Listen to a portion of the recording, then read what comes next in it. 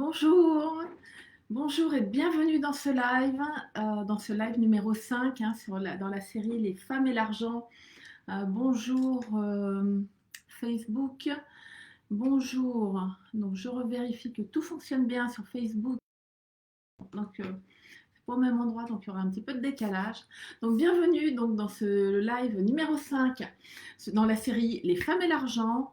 Donc en vue, effectivement, c'est en préparation de l'atelier qui aura lieu, donc l'atelier offert, puisqu'on m'a déjà demandé. Donc je suis super contente. Donc voilà, l'atelier est offert. On fera ça. Donc l'atelier s'appelle Comment briser votre plafond de verre financier grâce à votre personnalité avec l'argent et qui aura lieu donc du 25 au 27 mai. Ce sera le matin.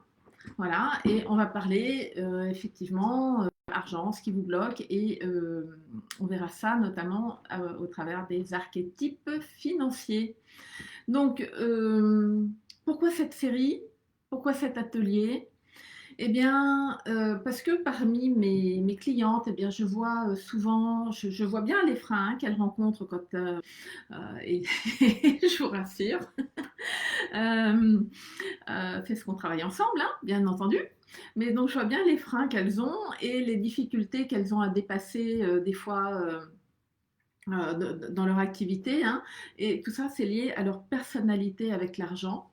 Et on a toutes et tous aussi, ce n'est pas que l'apanage des femmes, donc on a tous, toutes et tous une personnalité avec l'argent. Et quand vous allez, en fait, le plus, voilà, c'est comme si vous aviez un ADN financier, hein, vous aussi, en vous.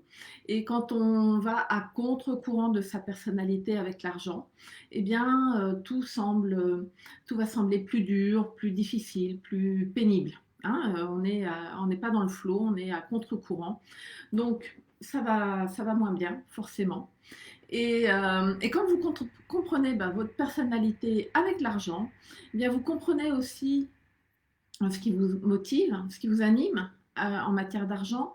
Et puis, ça peut devenir votre super pouvoir pour développer votre activité, et puis pour nous entrepreneurs, on sait à quel point c'est important l'argent, puisque franchement l'argent se retrouve à tous les niveaux de notre activité.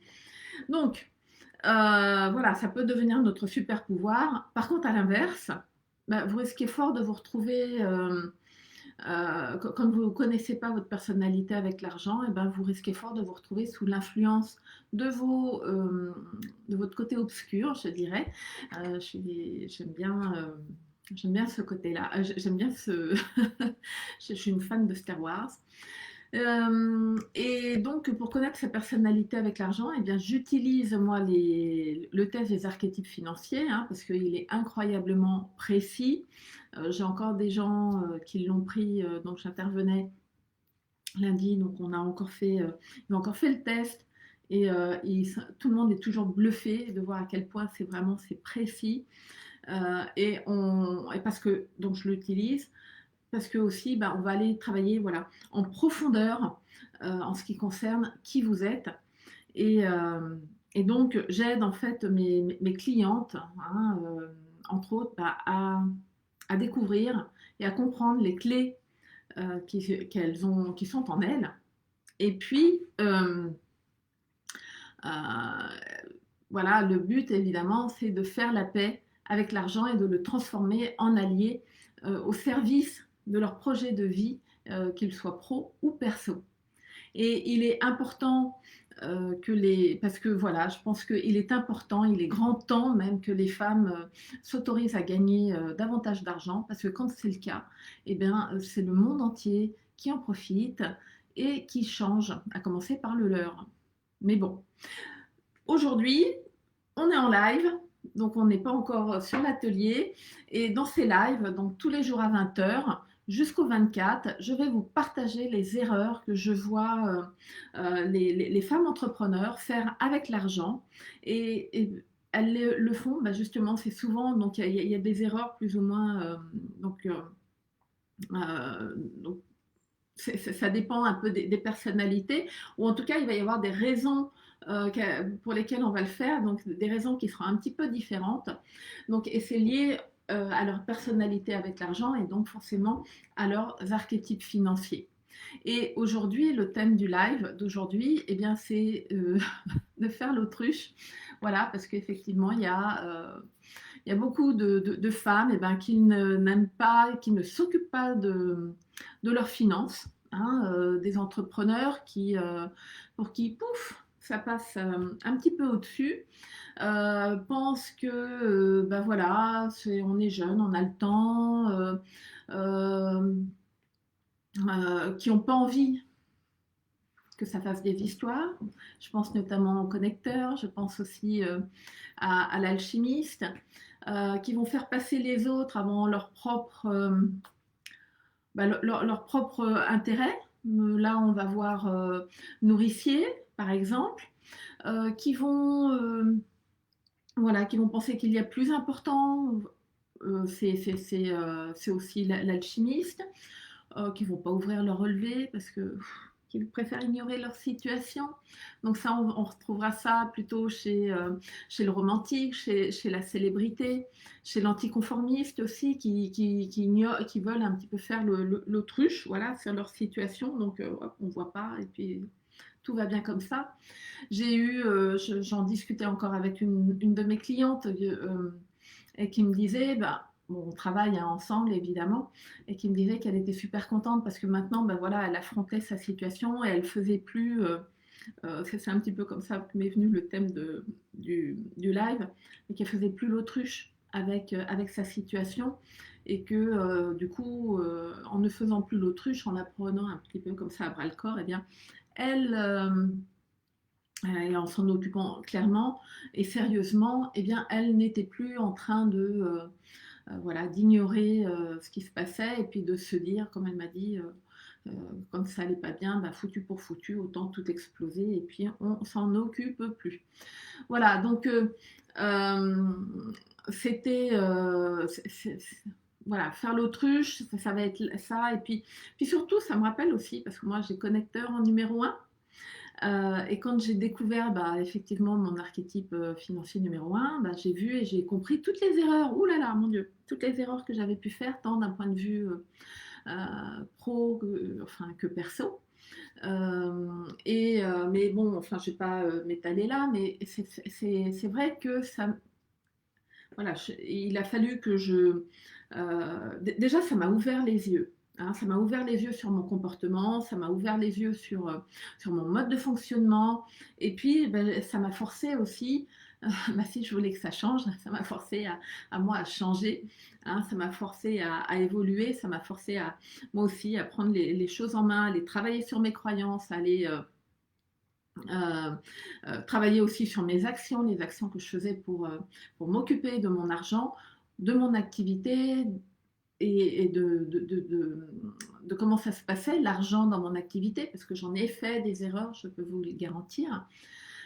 Mais tout ça, ça m'a amené aussi, voilà, en travaillant sur moi, bah, j'ai réussi à dépasser mes problèmes, j'ai appris à gérer mon argent, donc ça peut vous sembler, pour certains archétypes, je pense notamment à l'accumulateur ou aux dirigeants, ils peuvent se dire mais comment ça, gérer son argent, elle ne le faisait pas? Ben non.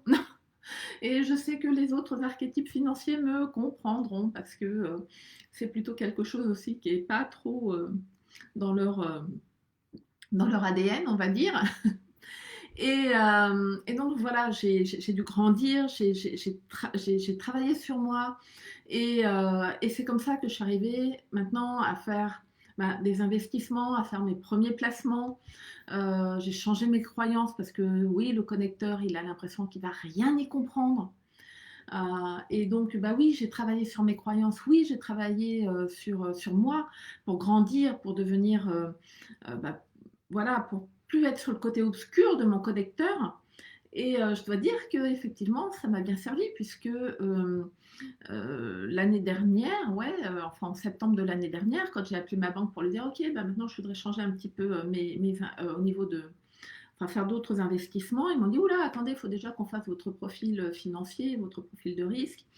Donc il va y avoir un questionnaire, donc là tout de suite, un questionnaire, mon Dieu, si je passe pas et tout, je vais pas pouvoir faire ce que je veux.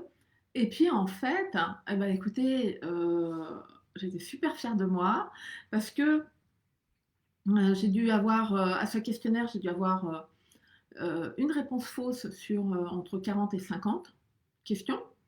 Donc voilà. Mon profil, et puis même si je connais, enfin voilà, même si je connaissais pas les réponses forcément aux questions, de toute façon, comme j'avais bien, comme j'ai travaillé, vous voyez, sur l'argent, comprendre l'argent, comment ça fonctionnait, de toute façon, je trouvais les réponses par déduction. Alors, qui c'est qui me fait coucou? Ah, Rachel, coucou! Je suis obligée de me pencher parce que sinon, je vois pas, sinon, il y a trop de décalage, donc j'essaye euh, de voir. Donc du coup, enfin, ça se recoupe un peu. Mais donc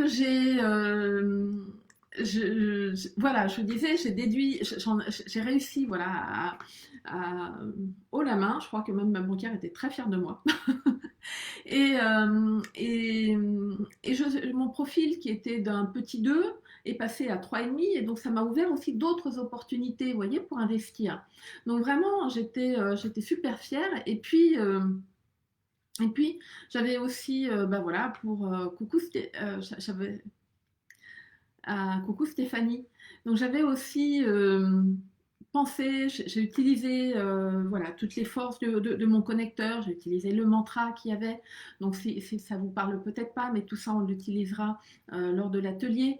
Enfin, je vous en parlerai. Et c'est comme ça, c'est vrai que le connecteur a tendance à se sentir un petit peu impuissant avec l'argent et en tout cas, je dirais qu'il a même tendance à laisser les autres le faire se sentir impuissant. Alors qu'en fait, non, il ne l'est pas du tout, il peut très très bien comprendre. Alors bon, effectivement, je ne vais peut-être pas monter des holdings dans des paradis fiscaux. Ça ne sera pas le truc que j'arrive, peut-être que je ferai, mais en tout cas, je suis tout à fait à même de m'occuper de mon argent, de mes finances, de l'argent dans mon activité. Et puis, c'est comme ça aussi bah, que j'ai réussi, vous voyez, à retravailler sur la valeur que je m'accorde, à augmenter mes tarifs, puisque maintenant, bah, j'ai des accompagnements à 4 chiffres, chose qui m'était, mais alors, qui me semblait absolument impossible avant. Et puis, je m'occupe de mes comptes toutes les semaines, c'est quelque chose maintenant. Alors là, l'accumulateur va être super content, le dirigeant aussi va être super content que je lui dise ça. Mais je tiens mes comptes toutes les semaines.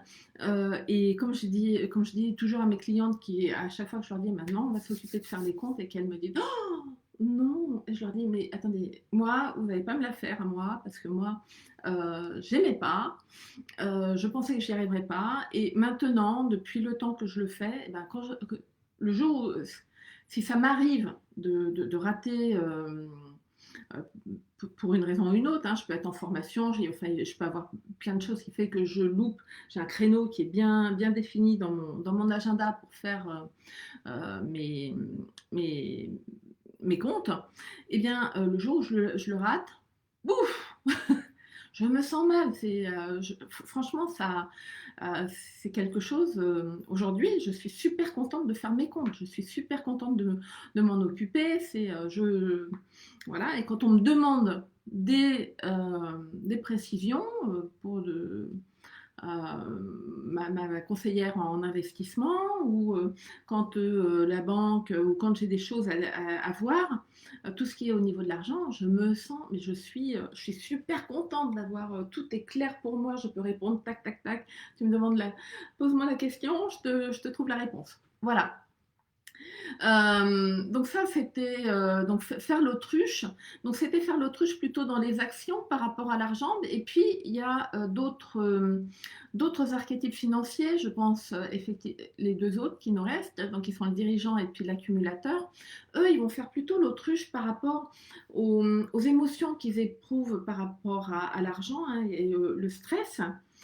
Euh, qu'ils éprouvent par rapport à l'argent et ne pas trop s'en rendre compte et puis vivre un petit peu comme ça sous cette pression de leur archétype financier.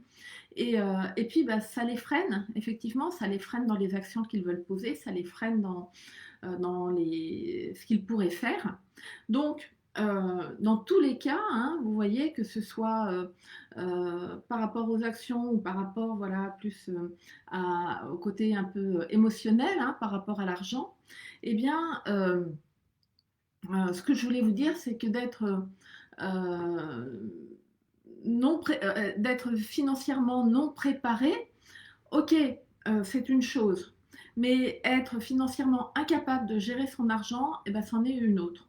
Et, eh ben, ça c'est de notre responsabilité à tous. Et une fois qu'on connaît sa personnalité avec l'argent, eh bien, c'est beaucoup plus facile de prendre ses responsabilités, de prendre sa responsabilité, de l'assumer, et puis d'aller poser les bonnes actions, et puis surtout d'aller s'appuyer sur les talents et puis les dons de notre archétype financier pour justement faire en sorte que l'argent et nous, bah, ça devienne fluide, que ça devienne voilà, un allié. Pour moi, je vois vraiment l'argent maintenant comme un allié au service de mes projets futurs, de mes projets de vie. Et c'est tout ce que je vais vous partager dans l'atelier, donc qui aura lieu du 25 au 27 mai. Donc, il s'appelle Briser votre plafond de verre financier grâce à votre personnalité avec l'argent. Et on parlera bien entendu des archétypes financiers. Vous aurez accès aux tests des archétypes financiers, voilà, pour comprendre votre personnalité. Je vous détaillerai plus aussi sur la personnalité. Et puis, ben voilà, c'était ce que je voulais vous partager. Je suis super contente de vous partager aujourd'hui. Je suis super excitée, je crois que ça se voit à l'approche de cet atelier. Et puis ben voilà, c'était ce que je voulais vous partager. Faire l'autruche pour certains, ça c'était le thème du live d'aujourd'hui. Et je vous remercie pour votre attention, je vous remercie pour votre présence. Et on se dit à demain, même heure, même endroit. Au revoir et bonne fin de journée.